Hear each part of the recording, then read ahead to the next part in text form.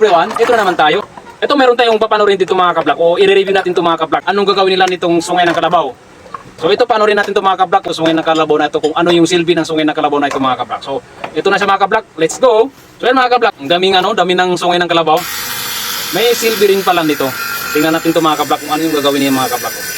So ayan na mga kablak, ginagamitan na ng patalim ng ng gamitang masin. Ayan Ay, muntikan na binibiak na yung mga kablak Ano kaya ang gagawin nito mga kablak? Para saan kaya to? O anong silbi nitong na to mga kablak? Tinatawag na yung sungay ng kalabaw na to.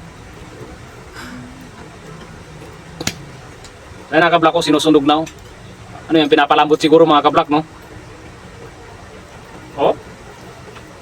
Ngayon lang talaga ako nakakita ng ganito mga kablak. Ano yung gagawin dito mga kablak, itong sungay ng kalabaw na to? Kung anong silbi nito? Ano kaya gagawin niya? Ito na, gagamitan pa ng may mga bakal Siguro ipapatag yan, ipaplastar yan mga kablak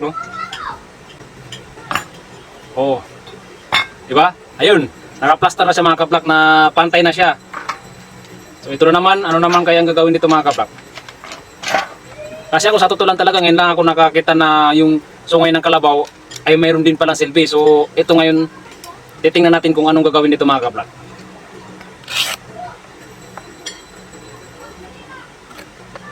Ano kaya ang silbi nito mga kablak So ayan na mga kablak niipit na niya para, ewan ko. Ayun, nilalagarin na niya mga kablak.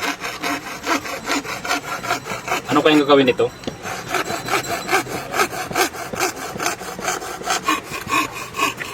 Ano kayang gagawin niya? Kasi itong sungay ng kalabaw mga kablak, talagang matigas to, napakatigas talaga.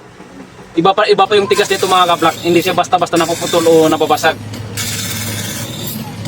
Hindi naman natin masabi na parang guma, kasi hindi naman guma. Hindi naman masabi na plastic, kasi hindi naman plastic, di ba? So ayun mga kablak parang yan. Daming ngipin Ano kaya to?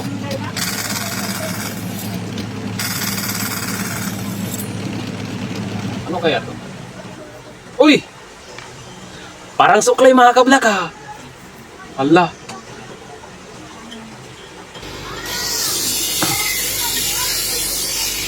So yan pinapanipis Tingnan natin yung maging resulta nito mga kablak.